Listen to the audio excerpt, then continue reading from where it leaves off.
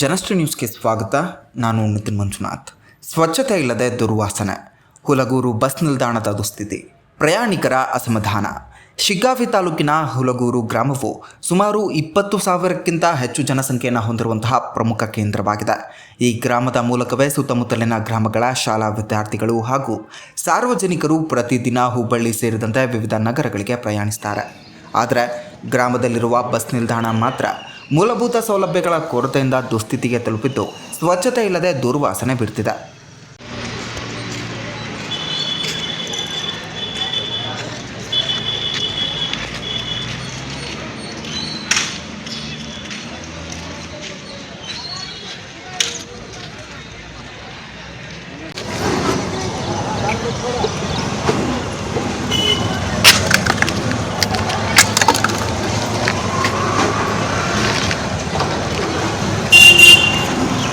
ಪ್ರಯಾಣಿಕರಿಗೆ ಕುಡಿಯುವ ಶುದ್ಧ ನೀರಿನ ವ್ಯವಸ್ಥೆ ಇಲ್ಲ.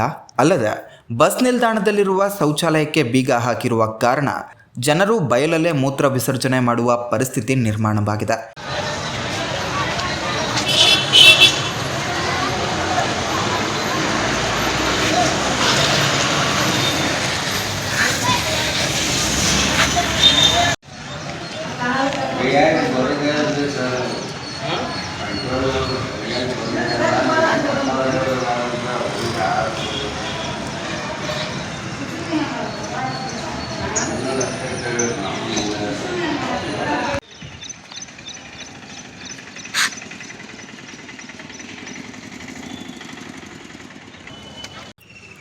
ವಿಶೇಷವಾಗಿ ಮಹಿಳೆಯರು ಮತ್ತು ವಿದ್ಯಾರ್ಥಿನಿಯರು ತೀವ್ರ ತೊಂದರೆ ಅನುಭವಿಸುತ್ತಿದ್ದಾರೆ.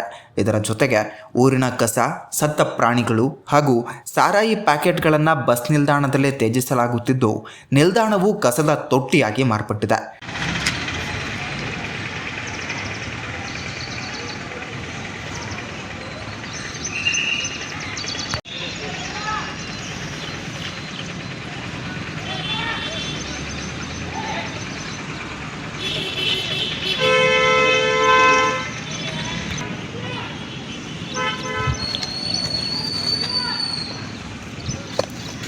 ಇದರಿಂದ ಪ್ರಯಾಣಿಕರು ಮೂಗು ಮುಚ್ಚಿಕೊಂಡೇ ನಿಲ್ಲುವಂತಹ ಪರಿಸ್ಥಿತಿ ನಿರ್ಮಾಣವಾಗಿದೆ.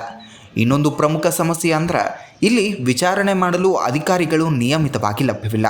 ತಮಗೆ ಅನುಕೂಲವಾದಾಗ ಬರ್ತಾರೆ, ಅನುಕೂಲವಾದಾಗ ಹೋಗ್ತಾರೆ ಅಂತ ಗ್ರಾಮಸ್ಥರು ಅಸಮಾಧಾನ ಮತ್ತು ಆಕ್ರೋಶವನ್ನು ವ್ಯಕ್ತಪಡಿಸುತ್ತಿದ್ದಾರೆ.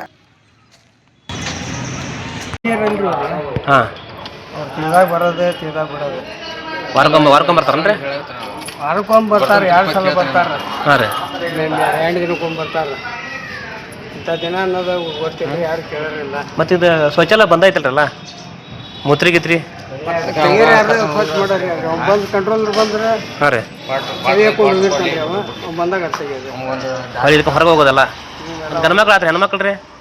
ಹೆಣ್ಮಕ್ಳು ಹೊರಗೆ ಅವ್ರು ಹೆಣ್ಮಕ್ಳು ಹೊರಗಡೆ. ಇನ್ನಾದರೂ ಜನಪ್ರತಿನಿಧಿಗಳು ಹಾಗೂ ಸಂಬಂಧಿತ ಅಧಿಕಾರಿಗಳು ಈ ಸಮಸ್ಯೆಯನ್ನು ಗಂಭೀರವಾಗಿ ಪರಿಗಣಿಸಿ ತಕ್ಷಣ ಕ್ರಮ ಕೈಗೊಳ್ಳುವವರೇ ಎಂಬುದನ್ನು ಕಾದು ನೋಡಬೇಕಾಗಿದೆ. ಹೊರಗಡೆ. ಇದೇ ರೀತಿಯ ನಿರಂತರ ಅಪ್ಡೇಟ್ಗಳಿಗಾಗಿ ನೋಡ್ತಾ ಇರಿ ಜನಶ್ರೀ ನ್ಯೂಸ್.